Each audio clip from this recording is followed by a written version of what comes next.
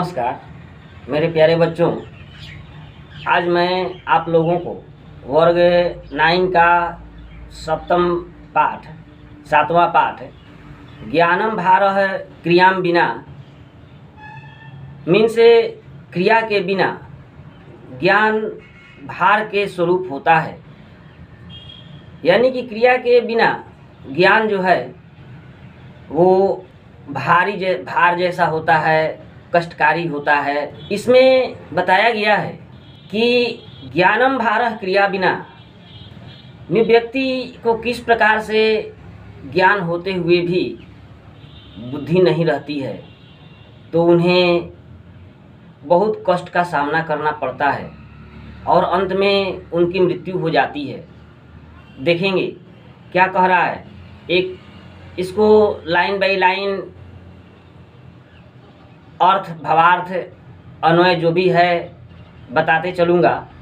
इसे आप लोग शुरू से अंत तक देखने का प्रयास करेंगे। कह रहा है वरम बुद्धिर्न सा विद्या विद्यया बुद्धिरूतमा बुद्धिहीनः विनश्यन्ति यथा ते सिंहकारका है। क्या कह रहा है, वरम बुद्धिर्न सा विद्या विद्यया बुद्धिरूतमा विद्याहीना विनश्यन्ति यथा ते सिंहकारका है। इसका अन्वय करेंगे तो होगा वरम बुद्धि भवति नशा विद्या या बुद्धि रहिता।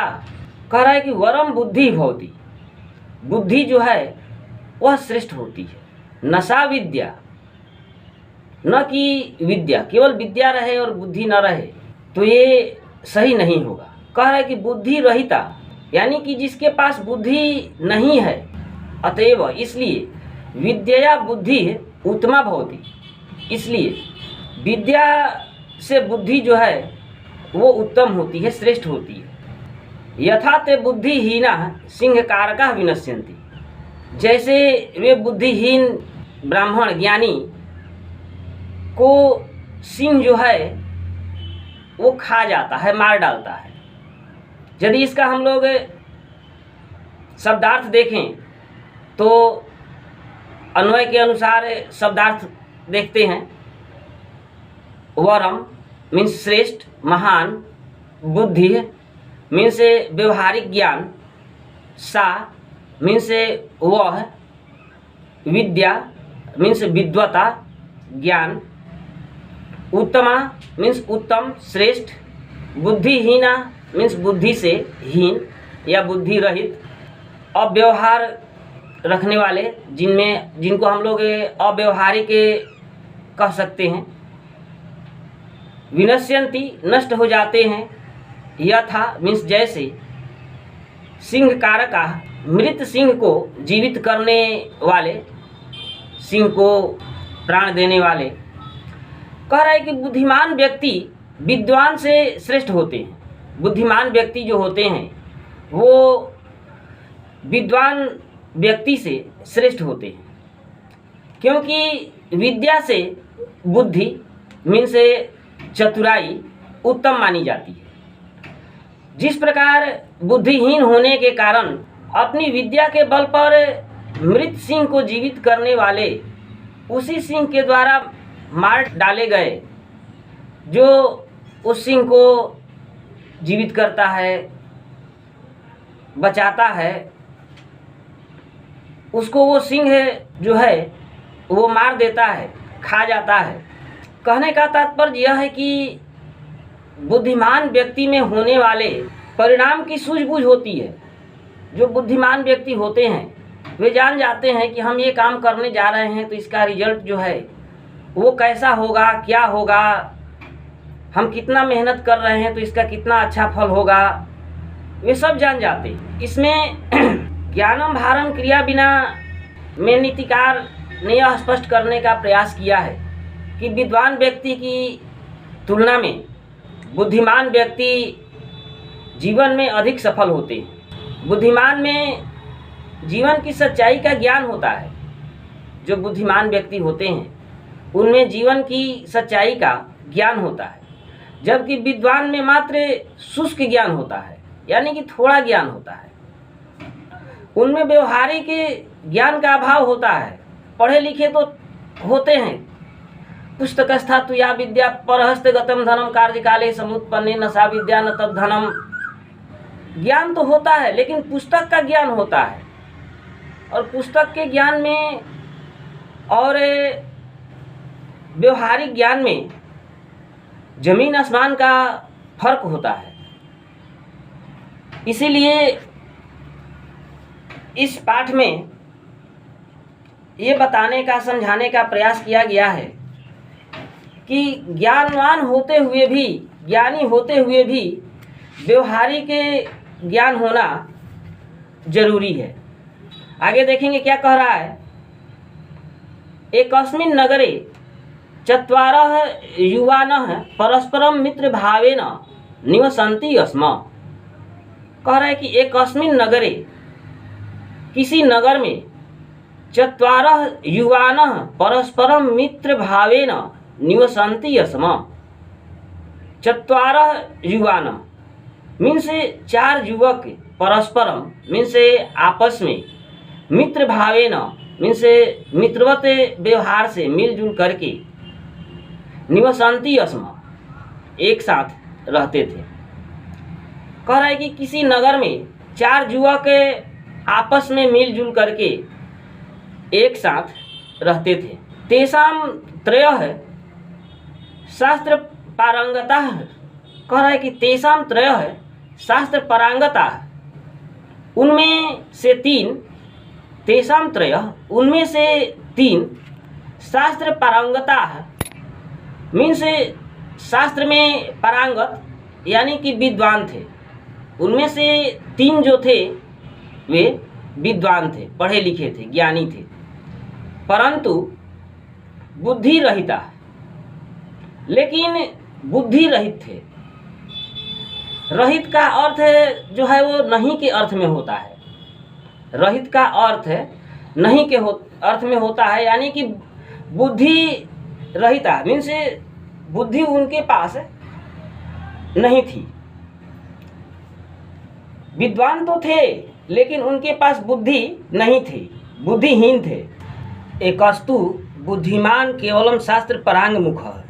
कह रहा है एकस्तु बुद्धिमान केवलम शास्त्र परांग मुख, लेकिन उनमें से एक बुद्धिमान मीन्स बुद्धिमान था लेकिन वो शास्त्र परांग मुख, वह शास्त्रों के अध्ययन से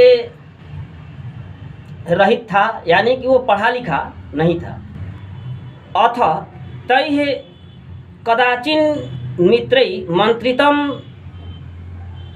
को गुणो विद्याया येन देशान्तरं गत्वा भूपतिना परितोष्य अर्थोपार्जना न क्रियते। कह रहा है अथ तैः कदाचिन् मित्रैः मंत्रितम, इसको तोड़ देंगे तो हो जाएगा कदाचित प्लस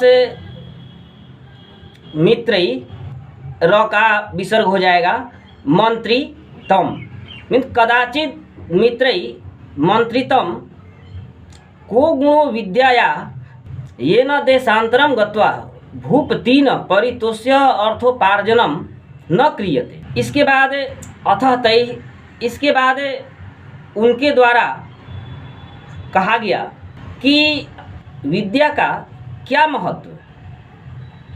कह रहे हैं को गुणों विद्याया, विद्या का क्या महत्व, ये न देशांतरम गत्वा, जिसके द्वारा दूसरे देश जाकर भूपति न मीन्स राजा को परितोष्य अर्थोपार्जनम न क्रियते, राजा को प्रसन्न करके धन उपार्जन नहीं किया जाता है।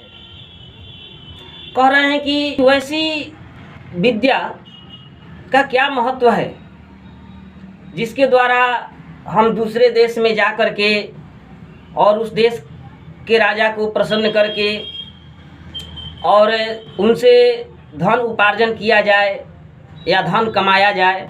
तत्पूर्व देशम गच्छामः, कह रहे हैं कि तत्पूर्व देशम गच्छामः, इसलिए वे लोग पूर्व की तरह जाते हैं। तथा नुष्ठिते किंचिन मार्गम गत्वा तेषां ज्येष्ठतरः प्राह अहो तिष्ठे तथानुतिष्ठते मीन्स ऐसा कहते हुए तथानुतिष्ठते कंचिन मार्ग है, कुछ दूर जाने पर मार्गम गत्वा जाने पर तेषाम ज्येष्ठतरः उनमें से बड़े ने प्राह कहा अहो अरे अस्माकं मेकश्चतुर्थो मूढ़ः केवलम बुद्धिमान। कह रहा है कि अहो अस्माकं एकश्चतुर्थो मूढ़ः केवलम बुद्धिमान। कह रहा है कि अरे हम में से तो एक चौथा मूर्ख है। अस्माकम एकश्चतुर्थो तोड़ देंगे तो अस्माकम प्लस एक प्लस चतुर्थो मीन्स अरे हम में से एक चौथा मूर्ख है लेकिन बुद्धिमान है। कह रहे कि अरे हम में से चौथा जो है वो तो मूर्ख है लेकिन बुद्धिमान है। न च राज प्रतिग्रहो बुद्धया लभ्यते विद्याम बिना। कह रहा है कि न च राज प्रतिग्रहो बुद्धया लभ्यते विद्याम बिना। कह रहा है कि बिना विद्या की बुद्धि से राजा से धन आदि नहीं प्राप्त किया जा सकता है। कह रहा है कि न च राज प्रगृहीतो बुद्धया लभते, यदि हमें राजा से धन प्राप्त करना है तो हमें बुद्धि की भी आवश्यकता है।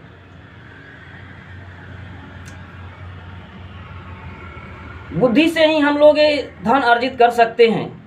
विद्याम बिना, विद्या नहीं भी होगा तो हम बुद्धि से धन अर्जित कर लेंगे। तन्नास्मयी तन्नास्मयी सर्वोपार्जितम दस्यामः। तन्नास्मयी अपने द्वारा अर्जित किया हुआ, स्वोपार्जितम दस्यामः अपने द्वारा अर्जित किया हुआ धन उसको नहीं देंगे, उसको नहीं देंगे। तद गच्छतु गृहम, वह है घर लौट जाए, वह है घर लौट जाए। ततो द्वितीय ना विहितम, तब दूसरा ने कहा भो सुबुद्धे, हे सुबुद्धे, उसका नाम था सुबुद्धे मीन से मूर्ख। हे सुबुद्धे, अरे सुबुद्धे, गच्छ त्वं स्वगृहम यतस्ते विद्या नास्ति। दूसरा कह रहा है अरे सुबुद्धे, अरे मूर्ख, तुम अपने घर चले जाओ, तुम अपने घर चले जाओ। यतस्ते विद्या नास्ति, क्योंकि तुम में विद्या नहीं है, तुम में